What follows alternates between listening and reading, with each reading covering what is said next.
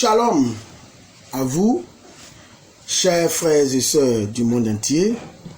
Salam alaikum à tous les musulmans du monde entier. Je suis le révérend Dr Kwasi et c'est pour moi une immense joie, une grâce de changer la parole de Dieu avec vous. Le sujet de ce jour s'intitule « Les hadiths sur la race noire que les imams, ou si vous voulez, l'islam essaie de cacher ou cache à la face du monde. » Mais avant de me prononcer en long et en large sur cette question des hadiths sur la race noire, permettez-moi de relever un point capital. Ce point dont je veux relever concerne certains musulmans, qu'ils soient coranistes ou sunnites, qui viennent là sur la page dans l'optique de balayer du revers de la main l'existence, la fiabilité et la crédibilité des hadiths. Malheureusement pour ces musulmans, ils ont été confondus par Allah lui-même, puisque dans la sourate chapitre 4, le verset 65, permettez-moi de vous offrir cette lecture.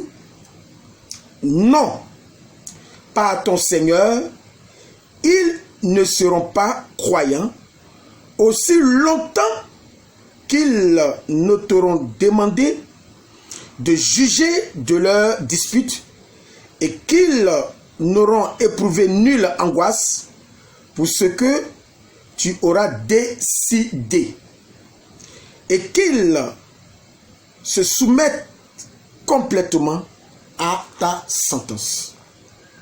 Ici, dans cette sourate 4, le verset 65, le Coran ordonne aux musulmans de se soumettre aux décisions de Muhammad. Or, comme nous le savons, les décisions de Muhammad ne se trouvent pas dans le Coran, mais se trouvent bel et bien dans les hadiths. Permettez-moi de lire par la suite un autre texte coranique. Il s'agit de la sourate 33, ayat 21. Si vous voulez le verset 21. En effet, vous avez dans le messager d'Allah un excellent modèle à suivre pour quiconque espère en Allah et au jour dernier et invoque Allah fréquemment. Ce texte de la sourate 33, le verset 21, dit que Muhammad est le modèle par excellence de l'humanité. Ce qui est d'ailleurs faux de dire cela, mais cela ne fait pas partie de la réfutation du jour. Permettez-moi de poursuivre. Or, nous savons que les décisions de Muhammad ne se trouvent pas dans le Coran, mais dans les hadiths. Ou du moins, la conduite de Muhammad, les faits et gestes de Muhammad, ou en un mot, la conduite de Muhammad, est en grande majorité dans les hadiths. Et en grande majorité dans les hadiths. Pour connaître les faits et gestes de Muhammad, il faut se référer aux hadiths. Il faut se référer aux hadiths. Parce que on trouve la conduite de Muhammad en minorité dans le Coran, mais en grande majorité dans les hadiths. Et en ce qui concerne les décisions de Muhammad, là on ne trouve même pas cela même dans le Coran, mais dans les hadiths. Et ces musulmans sont souvent mal à l'aise à la lecture de ces hadiths qui sont si nombreux, parce que nous avons des milliers des milliers d'hadiths, à tel point que aujourd'hui, grâce à la psychologie ou à la psychiatrie, nous savons que Muhammad était atteint d'un trouble obsessionnel compulsif. Pour fournir autant de détails jusqu'à comment se suer le derrière, après une visite dans les toilettes ou au WC, avec un homme impair de pierre, comment chausser la chaussure, ou avec quel pied il faut-il commencer à se chausser. Pour preuve, permettez-moi de lire Sahih Muslim numéro 2097.A. Il est dit, Abu Huraïra rapporte que le messager d'Allah a dit, lorsque l'un de vous met des sandales, il doit d'abord mettre le pied droit, et lorsqu'il enlève, il doit d'abord enlever le gauche. Voilà tous ces détails que nous avons dans l'islam lorsque nous lisons les hadiths. C'est la raison pour laquelle j'ai dit que Muhammad est atteint d'un trouble obsessionnel compulsif. Parce que nous le savons aujourd'hui grâce à la psychiatrie ou à la psychologie. Nous savons qu'il était vraiment un homme malade. Il était malade à tel point qu'il voulait tout contrôler. Tout contrôler. En détail, dans les moindres détails. À la loupe et à la lettre, les comportements de ses adeptes, que sont les musulmans. Il a même à donner des détails sur comment même avoir les rapports sexuels avec leur épouse.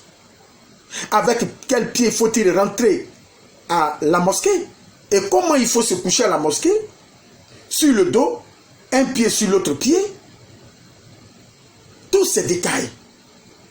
Et malheureusement, tout est comme ça en islam. La quantité de détails jusqu'à, comme je le disais tout à l'heure, indiquer comment se suer le derrière avec un homme impair de pierre après avoir déféqué ou visité les WC. Vous voyez. Donc en fait, tout est minutieusement programmé de façon à ce que tu n'aies aucune liberté.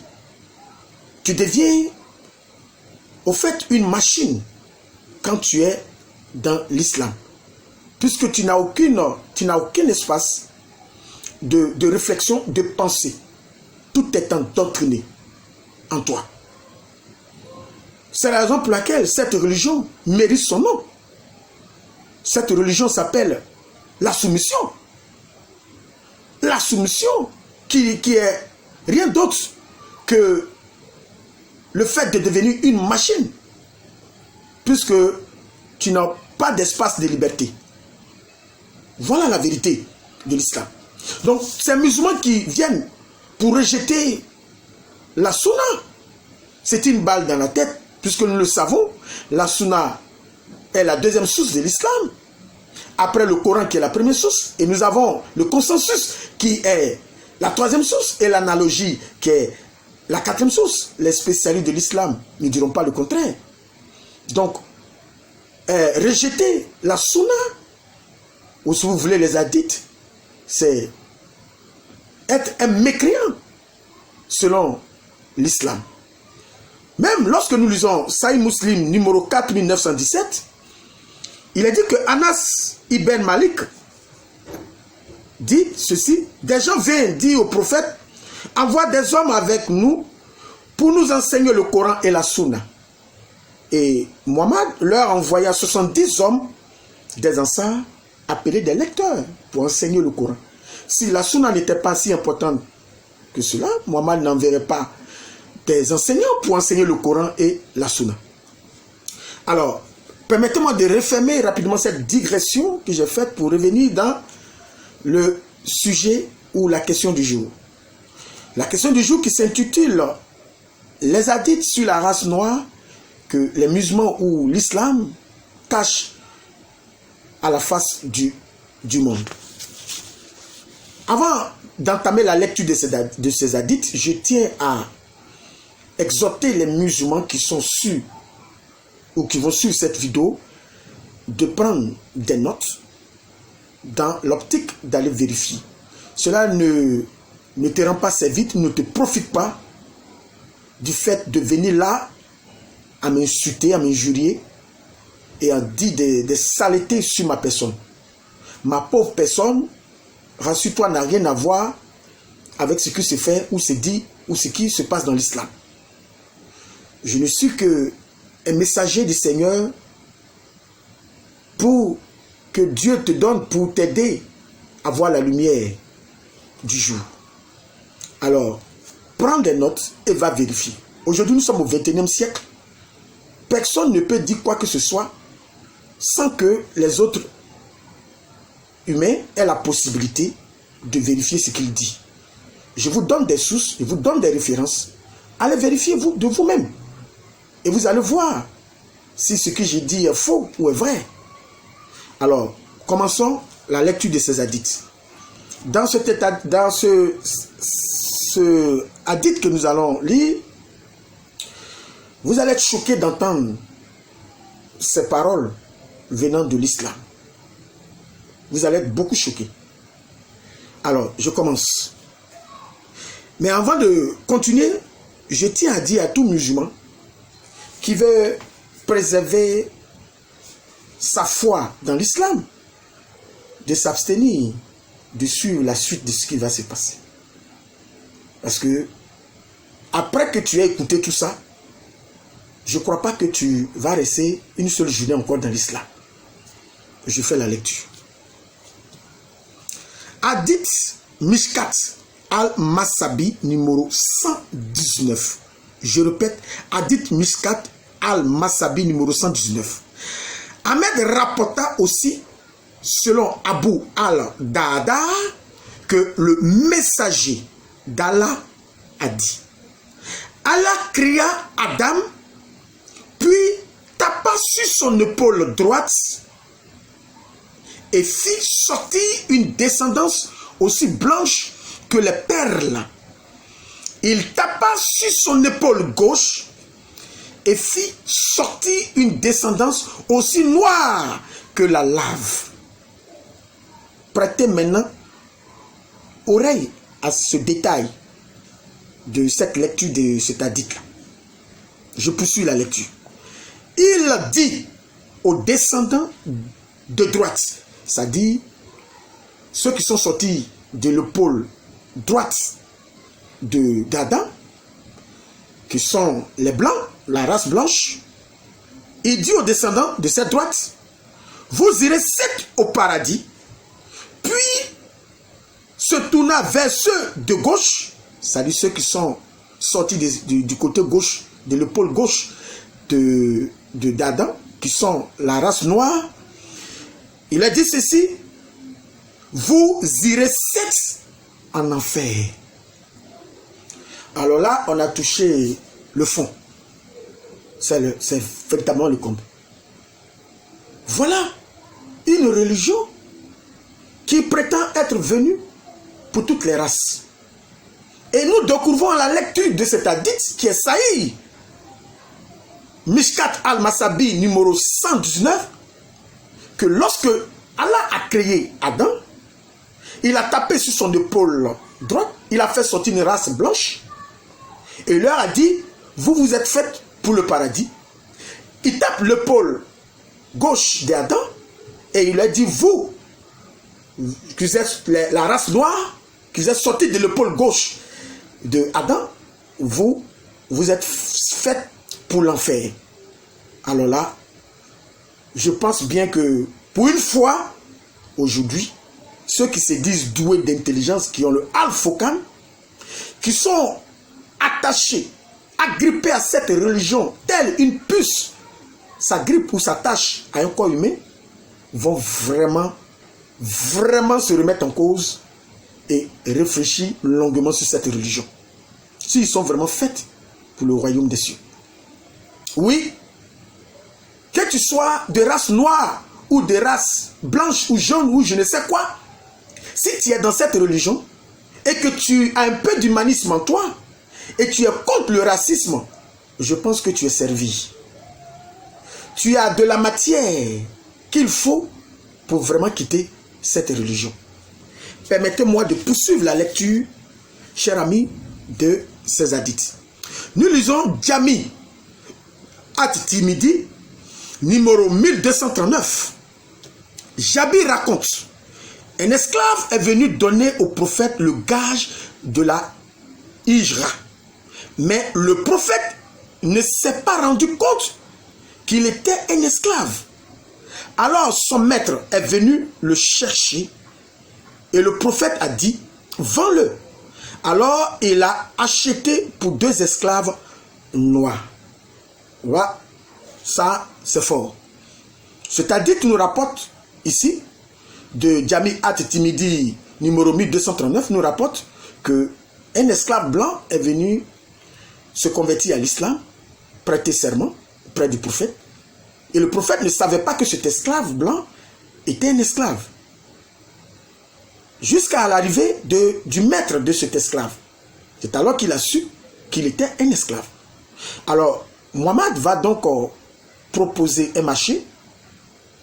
Il va proposer un compromis à ce maître de cet esclave blanc de racheter, d'affranchir cet esclave blanc au prix de 2 esclaves noirs.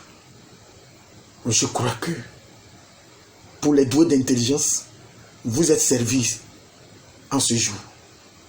Comment un prophète qui est venu pour toute l'humanité, tout l'univers, peut-il affranchir un esclave blanc au prix de 2 esclaves noirs?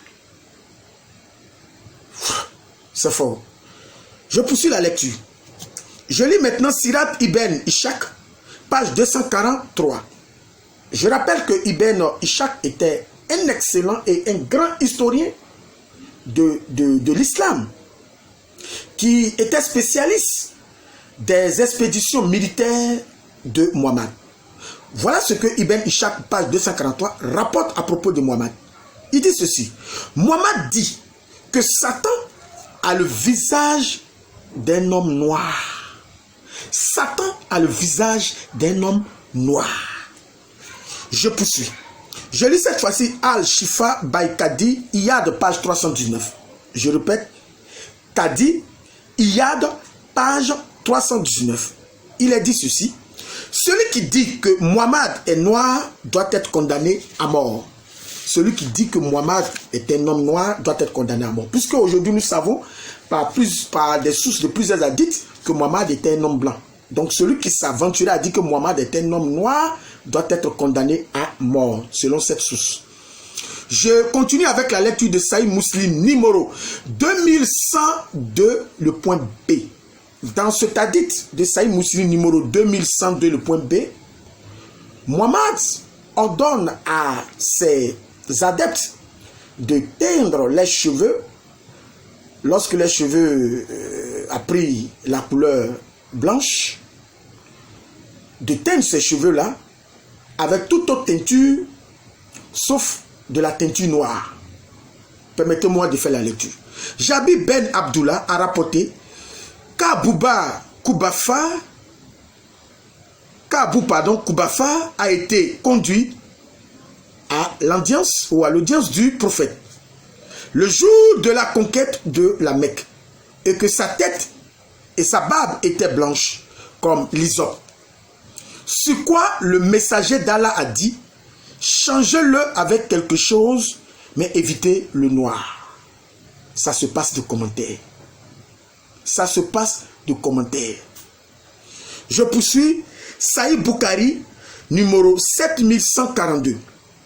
Anas Ben Malik a rapporté. Le messager d'Allah a dit, vous devez écouter et obéir à votre dirigeant, même s'il était un esclave éthiopien, entre parenthèses noir, dont la tête ressemble à un raisin sec. Voilà comment votre prophète décrivait les Noirs, les Africains. Votre prophète dit que les Africains ont la tête qui ressemble à un raisin sec. Il avait une description des Africains qui était de l'injure, pure et simple. Il les décrivait avec de l'injure. Permettez-moi de poursuivre, cette fois-ci avec Jami At-Timidi, numéro 2290. Salim bin Abdullah a rapporté de son père le rêve du prophète qui a dit: j'ai vu une femme noire aux cheveux hirsutes. Une femme noire aux cheveux hirsutes, c'est une femme qui a beaucoup de cheveux, mais ses cheveux sont en désordre. Sortie d'Al-Madina jusqu'à ce qu'elle se tienne à Mabaya'a. Et c'est Al-Jufa.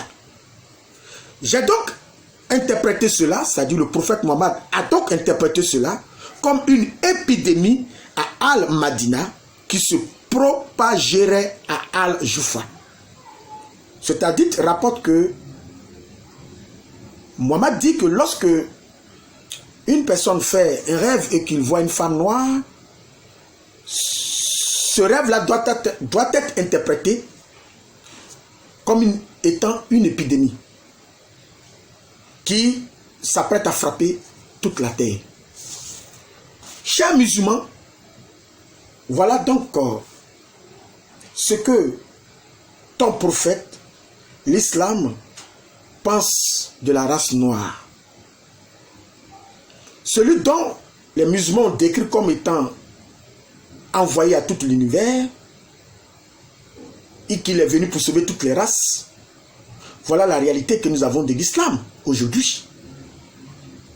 Voilà la réalité. Tout musulman, qu'il soit de n'importe quelle race, qui est contre le racisme, je pense qu'aujourd'hui, là, il a toutes les raisons de mettre une croix sur cette religion, dont il a été endoctriné depuis son enfance, comme étant la religion qui est venue pour toute l'humanité. Aujourd'hui, tu as tous les arguments qu'il faut pour mettre cette croix-là. Oui, cet homme-là, à la différence de Jésus, est venu pour toute l'humanité.